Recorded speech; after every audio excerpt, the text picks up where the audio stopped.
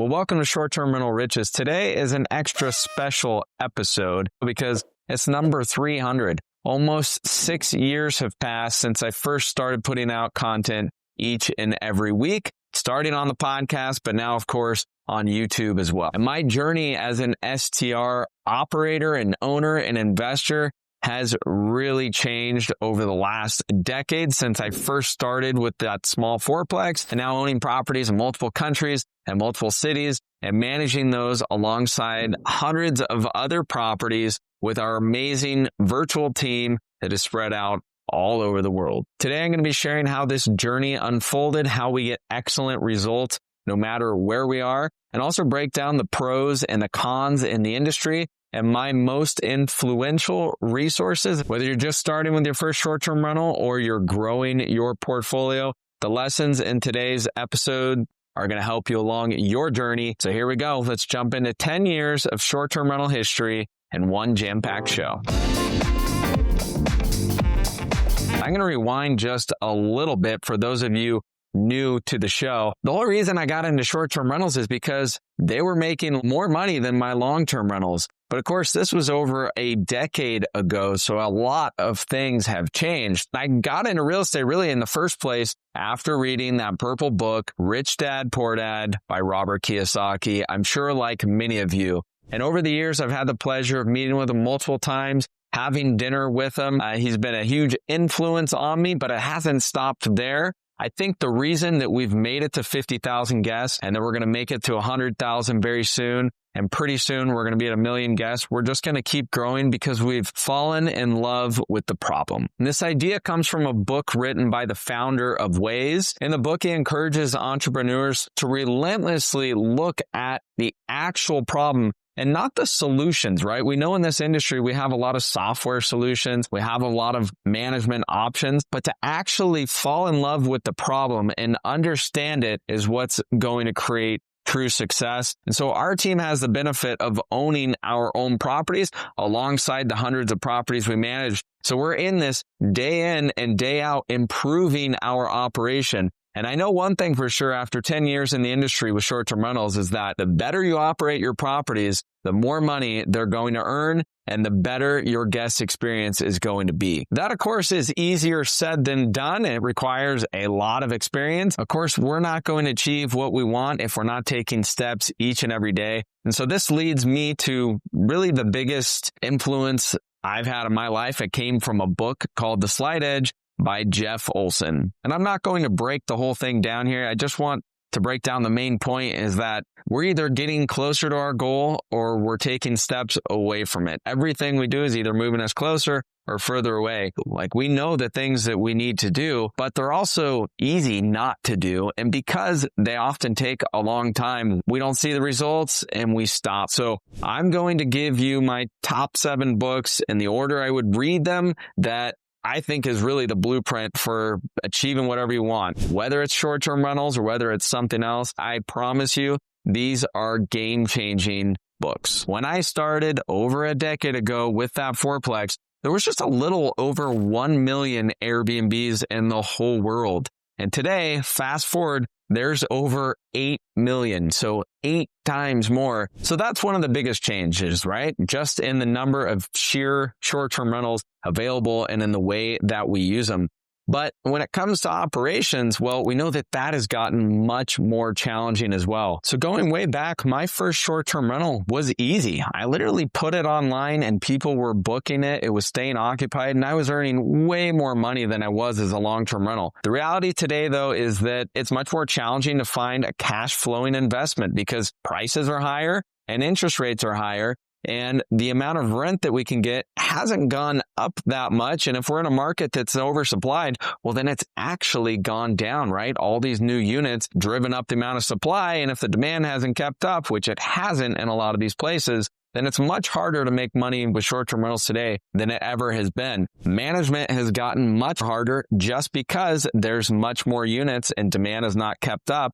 And this has also led to much higher guest expectation. So these are some of the cons of what's happened over the last 10 years, right? And some of these might be obvious to you, but I just want to reiterate how important your operations and your management is, because we see all the time. There's lots of data. You can have two properties very similar to each other in the same market, same neighborhood, same amenities, and one can earn quite a bit more than the other property. Now, one other challenge that might not be so obvious to most of you is that when it comes to our revenue management, they don't show the whole picture. And so what do I mean by this? They don't bring in your reviews, for example. They don't show you the difference between multiple channels, which today you absolutely have to be on all the channels if you really want to outperform. They don't show you how many people are actually visiting your property online, how many people are seeing it, how many views you're getting, how many people are clicking on it. And all of that information is incredibly important. So I would say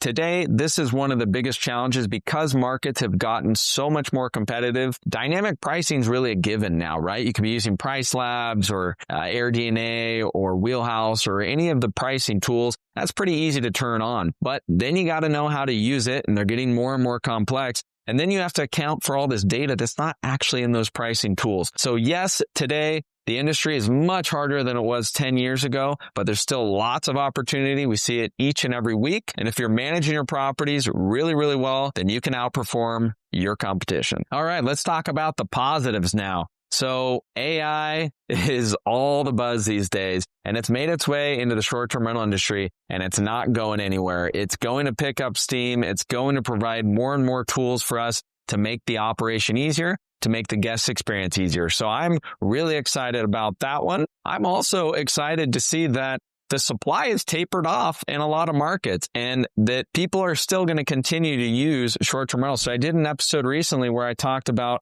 how supply in one of the markets where I am in Tennessee has actually come back down. And so my revenue's going back up. So a lot of changes over the last 10 years, definitely some pros, definitely some cons. And there's been a lot of changes in my personal portfolio. So I want to break down this part of the journey real quickly. When I first started partnering with other owners really across the world, a lot of listeners that have reached out from this show and asking, hey, Tim, can you help me manage my properties? That wasn't the intention for a long, long time. But a few years ago, I decided to start doing that. And I started a company called Midtown Stays. It was modeled after the fact that most of my personal properties were in Midtown areas. But of course, we branched out. We started managing properties all over the world, from coasts and lakes to mountain retreats and ski resorts, all types of properties. And so that Midtown Stays name didn't really fit any longer. And a good friend of mine came along during this journey, someone I had known for years and that also had a lot of success in the real estate world.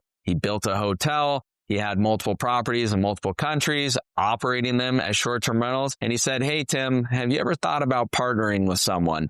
And I had thought about it, but I didn't think I was quite there yet, or I didn't think I would find that person so soon. And so long story short, we partnered up and it's been an amazing journey since. If you go back to episode 278, we talk about how Justin and I both believe that virtual management is the future of all property management. And we both share the same passion, and we've been growing the company since, improving every little thing, again, focusing on the problem. Justin has been instrumental in helping us grow to where we are today, but so has the rest of our team. We have an expert team, a lot of people with a lot of different backgrounds and expert skills. It's really divided into 3 individual teams on the back end. So we have our guest experience team, which helps us with all things related to guest experience, not just communication, which is what a lot of us think about when we think about reception, but there's all kinds of pieces in that guest experience, right? We have to make sure that all their questions get asked in a really timely manner. We need to manage the reviews. We need to manage housekeeping. We need to manage support with Airbnb or Booking.com or whoever it happens to be. And then we have an awesome listing specialist team, which helps us get all of our listings online, keep them optimized, keep them updated, and manages that whole process really to make sure that our listings stand out and we maximize all those views, which of course turn into reservations. But they wouldn't turn into reservations if they're not priced properly. And so that's our third team, which is our revenue management team. And they do an amazing job using all the available tools that we have in the industry today but also some of our own internal tools. And we're looking at every single piece of the puzzle there. We're looking at not just our market data or properties that are competitive to the subject property, but we're looking at how that property performed last year or how the market performed last year, how it's performing in the next 7, 30, 60, 90 days further out into the future. We're looking at booking windows. We're looking at minimum night stay setup. We're looking at all these sorts of discounts. I mean, there's really a lot that goes into it, and we do that on a regular basis. Of course, as I mentioned before, these tools don't show the whole picture. They're really missing some pieces. And so we built our own tools on the back end to help us view all the other important pieces that don't go into dynamic pricing. And to help us do that, we also have a couple developers on our team, and we're using all the best technology out there. We don't want to reinvent the wheel, but the reality is there is no single perfect program out there to help you with the whole operation. So we use the best of what's out there, and then we use our developers to piece together the back end for the things that are currently missing. So we have an amazing, amazing team, and that's how we can get excellent results and how we can keep growing and how we have word of mouth and all of these things that are necessary to grow a good business. It's been an awesome, awesome journey, and I'm really excited to continue bringing on properties. I love talking with owners really across the world and understanding their unique situation. We fell in love with the problem because this is the same problem that we have. So our whole team is excited, but I don't think we ever would have gotten here if it weren't for some incredibly influential authors and books that I've read along the way. So I want to share my top 7 books just with a real quick 1-sentence explanation so you can get an idea of what it is. And I promise you, if you read these books, they will change your life. And if you already know what you're passionate about, maybe it's short-term rentals, well, it's going to help you along your journey, no doubt about it. Some of these books I've talked about in prior episodes. So if you're new to the show, you can go back to strriches.com. You can see all of our prior episodes. We've talked about every little piece of the short-term rental operation. We've had amazing interviews with some of the tech leaders, and our website's packed full of helpful ebooks and all kinds of things. So check out strriches.com if you haven't already. If you've been enjoying the show and the content, I'd really appreciate a thumbs up or a like. It's going to help us spread the word, help us reach more owners around the world to help them have less headaches and earn more money with their short-term rentals. Okay, so here we go. And I'm just going to read off my list here. And these are in order of how I would recommend reading them. The first one I've talked about before. It's The Happiness Advantage by Shawn Achor. And the whole idea of the book is exploring how a positive mindset fuels success in performance and life and in your skills. And so starting with a positive mindset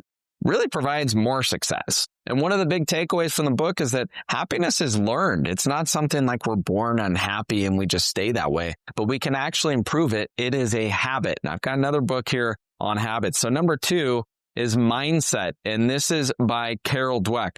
The whole idea of the book, it introduces the idea of a fixed versus growth mindset and how adopting a growth mindset can transform your potential. So your intelligence is not fixed. Your success at whatever you're doing is not fixed. If you took the SATs years ago, or if your IQ score is lower, that doesn't mean that it has to stay there, right? These tests were actually the IQ test was developed to determine how well subjects in school were working with the students. It wasn't determined to come up and identify how intelligent a person was. They sort of just stuck with it, which is pretty sad because a lot of times someone might label someone else and they sort of stick with that label.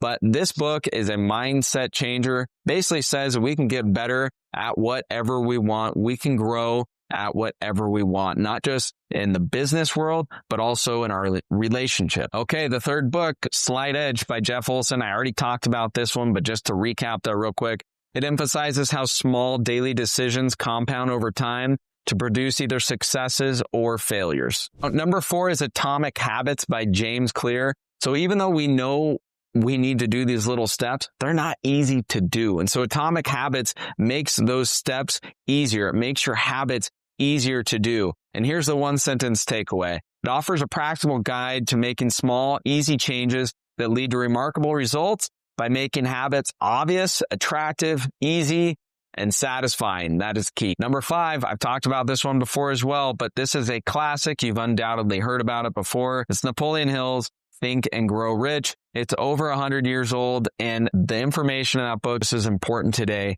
as it ever has been. The one sentence takeaway is that it's about principles for achieving personal and financial success through focus, desire, faith, and persistence. Napoleon Hill studied dozens of highly successful people, and there's clear patterns to how they became successful. So Napoleon Hill's book is really, really helpful, but it does assume that you know what you're passionate about. You know what your desires are. And so I'm going to assume that you know what those are as well. And to continue down this journey to help you get to where you may want to be if you're not there yet is having a team. And so I talked about our team already, but one of the books that helped me grow our team faster is called Who Not How. It's by Dan Sullivan and Benjamin Hardy. And I'm going to read the one sentence takeaway here. It basically shifts your thinking from how do I do this to who can help me achieve this for greater impact and efficiency. And another big takeaway from the book is that you probably find yourself procrastinating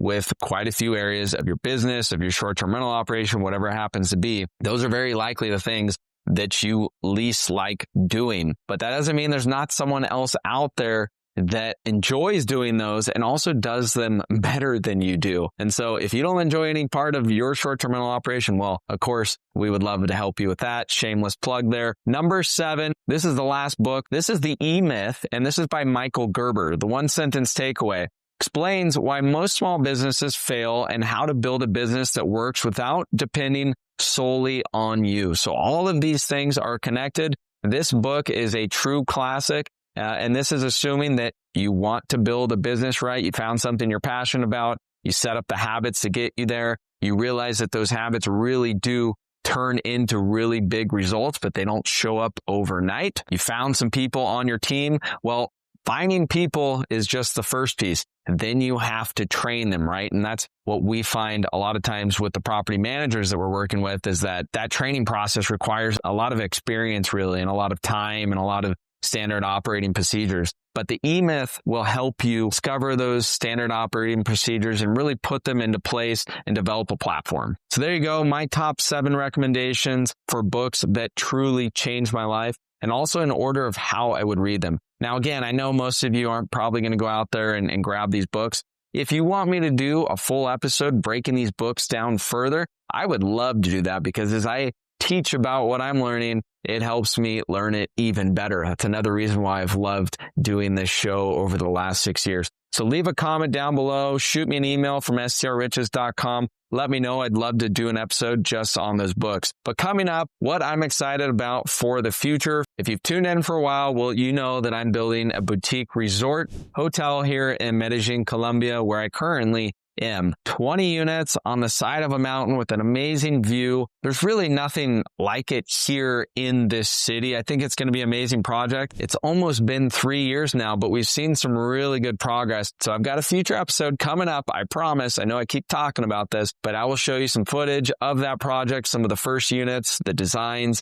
and also a breakdown of how I expect that property to do. So lastly, just a couple thoughts of how I see the future going. Well, I can tell you what, I'm passionate about short-term rentals and operations and efficiencies and providing better guest experiences and maximizing the revenue for our partners. I have fallen in love with the problem and I do not see that changing. And so the next steps for me and for our team is to continue growing. We really do want to be the most respected and largest virtual property manager in the world. And so I'm excited for the next 6 years of episodes. I'm going to be back here each and every week. One of the benefits to you is that as we take on thousands and thousands more reservations, our learning curve is much, much faster than yours is if you have a smaller portfolio. And that's one of the things that just kind of dawned on me a little bit more recently is if Airbnb makes a change or if there's some sort of new tool or something that comes along, well, then